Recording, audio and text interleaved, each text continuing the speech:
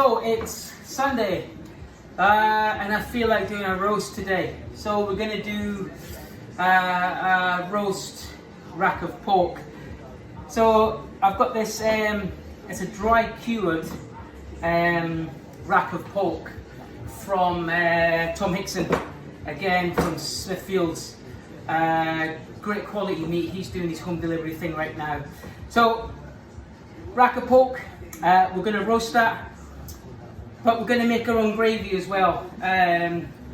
Super simple to make. So we're going to make our own gravy with roast pork. I'm going to do some roast potatoes, proper roast potatoes. So basically it's a proper Sunday roast. We're going to do proper gravy, proper potatoes. I'm going to do them slightly different. I'm going to roast these in coconut oil and a little bit of paprika with rosemary and garlic, but fantastic roast, really fluffy, crispy, crunchy roast potatoes. You can't beat them.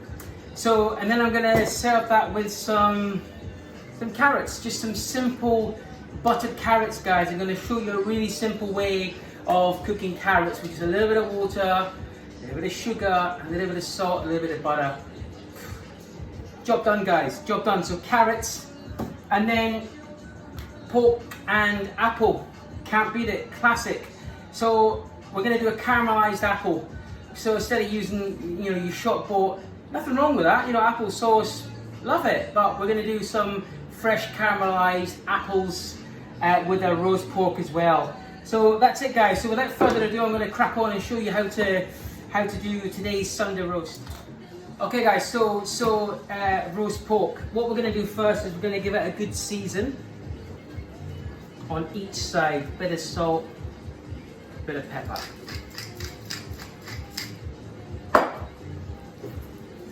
This is going to take about 2 hours. I'm going to cook this in the oven for about 2 hours at 170. And it's the kind of thing that, look, I'll be honest with you, I've got 2 young boys and we're constantly playing football on a Sunday, so before I go to the game, I always stick my meat in the oven before I go. 2 hours roast, come back, job done, and then I crack on with the vegetables. Easy. So season the rack of pork like so. What we're going to do is I've got some chopped onion here, quite large chunks of onions. I've got some carrots and some garlic. This is what we call a trivet in the industry, and it just protects 2 things. It's going to do. It's going to protect the meat from the bottom of the pan. I'm just going to put a couple of star anise in there as well. So 2 star anise, a little bit of rosemary, and a couple of bay leaf there. And carrots, onions, bit of rosemary, a couple of bay leaf, and I put on a star anise just because I had it. I've seasoned up the pork rack. I'm going to stick the pork rack on top of there, like so. And then I'm just going to, a little bit of olive oil, just to start it all off, right? So I'm going to pop that in the oven for 2 hours at 170. So roast potatoes, guys. Now it's important that you choose the right potatoes. I'm using some Albert Bartlett Reds, readily available everywhere, but they're very consistent and you can pretty much get them anywhere. But there's a lot of good varieties out there. Check your local farmers markets and your local farmers. They've probably got some great potatoes as well, but they've got to be a floury potato. You don't want it too wet. So the reds for me are probably the best for roast potatoes. So I've peeled these and I've ran them under cold water, for about 10-15 minutes, just to get rid of some of that excess starch. Now, the potatoes itself, it's important that we get them the same size. So if we've got a small one, like that size, it gets cut in half. All right. If it's a large one, it's cut into 4. So we want all the potatoes to sort of cook at the same time. So potatoes are all cut. I filled it with cold water. Now I'm going to add the salt. Again, guys, look, be generous with the salt, Ratio to water, it may look like a lot of salt that I'm adding, but it's not. So I'm going to cook them boil them for 10 minutes, wait till the water comes to the boil, and then parboil them for 10 minutes. Hi guys, so carrots. I know this may seem a bit strange, but you want the carrot to taste like a carrot. If you boil carrots in sort of like 10 litres of water, and just they're bland, they lose all their flavour, they lose all their colour. So I like to cook my carrots in a very little bit of water, sugar and butter, equal amounts of each, and let them cook in their juices, their own water. Because you know, vegetables have 70% water, so you want to get all that water out and then get all that water back in so it cooks in its own emulsion. So carrots, just normal carrots guys, we're going to top and tail them, take the ends off. Now I call these Chinese carrots, I don't know why, I've just always called them Chinese carrots. Bizarre. Is it the shape? I don't know. So I'm going to cut them in half like that, and then I'm going to cut them into triangles. But then every sort of like 45-degree angle that I cut, I do a 90-degree angle. So what you get is, you get these sort of like triangle shapes. Really cool. Okay, so carrots are all chopped into little triangles there. Again, I want quite a bit of bite to these, you know, so I've kept them quite thick, not too thick, but I want a bit of bite to these. So carrots, into there I'm going to add equal quantities of sugar. So for, what was that, 8 carrots, I would say 1 tablespoon of sugar,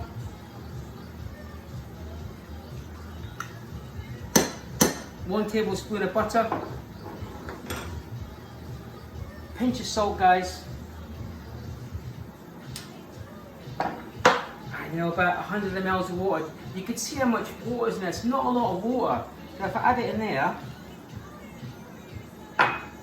it's not a lot of water, but there's going to be a lot of water going to come out of that carrots, and then it's going to emulsify with the butter, and the sugar just gives it a little bit of sweetness. I mean, these carrots are insane. I've had guys eat these carrots and go, how do you cook these? And that's it guys, it's as simple as that. We'll cook these near the time. These are probably going to take about 10-15 minutes max to cook. Okay guys, so I've just took out the potatoes, so that's had 10 minutes on boiling. But I just want to show you how far to take the potatoes. So you took them quite far, and you can just see the potato just starting to break up there. But that's what we want. That's how we're going to get it super crispy guys. So it's important to just let that sit there until you're ready to roast them. We don't want to put them in the oven just yet because the pork's not ready, but not only that, there's too much moisture on that potato, so just let them sit and steam until you're ready to use them, so they become a bit more drier, so when we roast them we get a nice crispy. Okay guys, so for the caramelized apples, I've used Pink Ladies here. Now Pink Ladies, for me, they tend to keep their shape while you're cooking, and they don't break down as much. Again, it's just like the potato, it's important that you use the right apple for this. I'd normally use a Pink Lady for a tarte tatin. Now, if you think about a tarte tatin, that takes an hour in the oven more, and the apples don't break down. Whereas if you used a Granny Smith for this, it would probably turn into mush. Granny Smith make a good puree, but for me it doesn't make a good caramelized apple. So I've peeled the apple. If you have an apple corer, you could take the core out with an apple corer, but I haven't used an apple corer since I was at college, so I don't have an apple corer. So we're going to cut it into quarters, like so, and then we're just going to take out the inside. Just make a little V-shaped incision, and that takes it out. And again guys, it doesn't matter what sort of shape they are. Some of these are going to sort of like get rounded off within the caramel, and they're going to break down a little bit. But normally you'd see people put these into water with lemon juice in it. There's no need guys, because we're going to be caramelizing it, in sugar. So it's going to go brown anyway. So I like to sort of let the apples dry out a little bit, so they get rid of a little bit of moisture. So when we caramelize it, it caramelizes really good. So roast potatoes, guys. So I've heated my roasting tray on the stove there with about 2 tablespoons of coconut oil. I was introduced to coconut oil a couple of years back by Clean Eating Alice. I did a promotion with her while I was working at the Gherkin, and I just use it all the time. It's just a really clean flavour you get, especially when you're roasting potatoes. So coconut oil, I totally recommend that. So I've heated up the coconut oil, and here we have our potatoes. So we're just going to add the potatoes to the coconut oil. And these potatoes, guys, are almost they're almost like potato puree. They're so on the edge. And then what we're going to do is we're just going to take a spoon and just gently mix that potatoes around in the coconut oil so they get all covered in the coconut oil. And that's it, guys. These bad boys are ready to roast, and you've got to be careful with this because again, the potatoes are almost like potato puree. They're going to break down really quickly. So that's our potato. The pork's had 2 hours and it looks great. The skin's caramelized there, smells great. So what I'm going to do is I'm just going to take it out of here, and then we're just going to let it rest for an hour. So that'll rest for 1 hour. Okay guys, so welcome back. So the pork's out of the oven. I've just put the potatoes in the oven. So I've turned the potatoes up to 220, and then we're gonna roast them for an hour. But halfway through we're gonna add the rosemary and garlic. So gravy, easy. So all I've done there is that's all the vegetables that were in the bottom of the tray from the pork. So I've put that on the stove there. I'm just going to turn that up high. So in there is some of the fat from the pork and some of the juices that's been left from the pork. So veg is there. I'm just going to reduce that liquid slightly. I'm going to add 1 teaspoon of tomato puree. Just 1 teaspoon, not too much. And then just mix that in. Now, because it's pork, I'm going to add some cider vinegar to this. Not too much, it just gives the sauce a nice bit of acidity. So I would say 2 tablespoons of cider vinegar. And then we're just going to reduce that slightly. The vinegar will just give, like I say, will just give the sauce a nice bit of acidity, a nice kick. Right, now to that, I'm going to add 2 tablespoons of flour. You know, if you don't have flour, you can always use rice flour. I wouldn't use corn flour, guys. So 2 tablespoons of flour. And then we're just going to mix that up. So we're going to create sort of like a roux. We're just going to cook out the flour slightly. The flour is going to soak up all the fat as well, and that's going to help us thicken the sauce. Already, guys, it smells great. These vegetables are amazing. You know, they've been cooking for 2 hours with the pork, so it looks phenomenal. So then I've got here 500 ml of chicken stock. Just going to add that to there. 500 ml of chicken stock. And then we're just going to bring that to the boil, and we're going to simmer that. Not for long. I would say 15-20 minutes, guys. You just want to reduce it slightly so that the flour thickens up the sauce. So guys, this is our gravy, so you can see it just simmering away nicely. It's just starting to thicken now, but that's going to take about 15 minutes. Looks beautiful, and it smells great, guys. Right, guys, the gravy's had 15 minutes, but I just want to show you what I want to add to this. I just want to add the juice. So the pork has been resting, and it just releases all that juice. Look at all that juice. So I'm going to add that into the gravy. So I'm happy with the gravy now. The gravy's had 20 minutes. See, it takes no time at all, guys. It's really quick, but the results are phenomenal. So all I'm going to do is take the gravy off, and I'm going to just put it through a colander like that.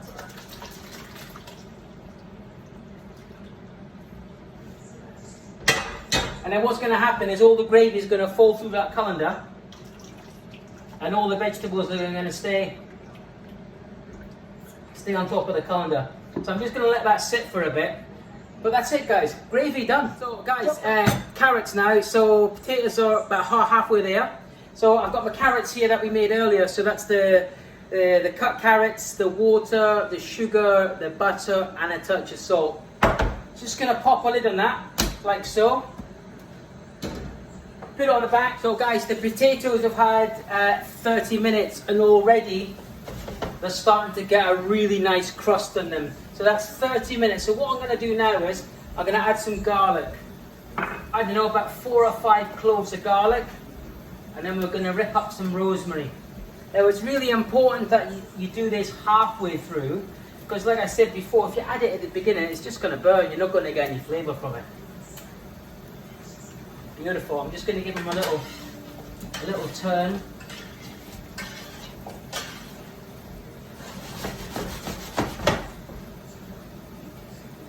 And then just turn them over, the ones that have not been roasted. Just turn them over so the other side gets a good roasting as well. Right, so happy with that. Potatoes are back in the oven. Carrots are working there nicely. I'm just going to start the caramelized apples. So I'm probably going to add, I don't know, about 100 grams of sugar to the pan. And I'm just going to add a splash of water, just a touch, just a little bit of water, just like that, just so we can start caramelizing the sugar. So I'm going to put the sugar with a little bit of water on the gas, and I'm going to turn that to a dark caramel. Once we've got a dark caramel, then we're going to add our apples. See, the apples are nice and dry. They've almost gone slightly brown. We're going to add them to the sugar. Okay guys, so carrots done. The caramel is almost at the colour that I want it. I want it quite a dark caramel. You know, I really want it that apples to caramelise. Almost there. So, a little bit further than that. It's almost there. It smells like toffee apples. You know when you go to a fairground.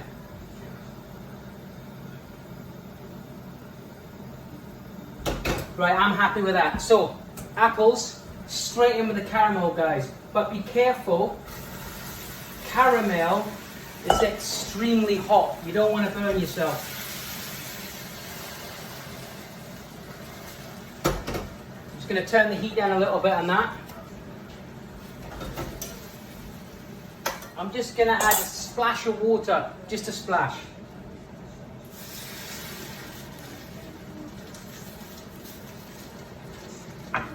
Just to cool down that caramel a little bit. Right guys, I just took my potatoes out. They look phenomenal. So I'm just going to finish them off with sea salt. A little bit of sea salt. And then just a touch of paprika. Not too much, just a little bit. And that'll help colour up that potatoes. Gonna give that a stir. Guys, they're crispy. They're lovely. I've got a Jedi Knight here.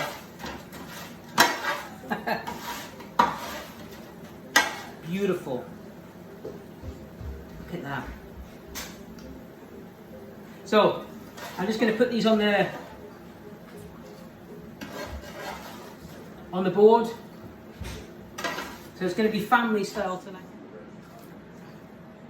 And all the bits of garlic that we roasted in there as well. I'm just going to serve that with it as well. Quite like a bit of garlic. So, potatoes. Just going to heat them up a little bit. Carrots. Beautiful. All nice and glazed. Look at that. Lovely. So, carrots on.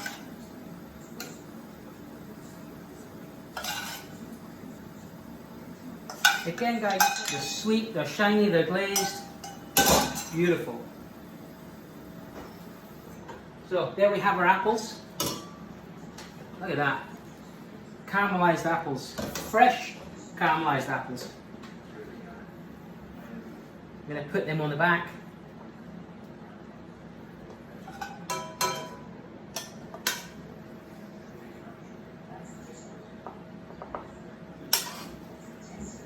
That's the pink ladies. They've kept their shape really well. And put a little bit of caramel on there. Beautiful. So, bit of salt, bit of pepper on there. Oof. That's a feast, guys. A little bit of olive oil.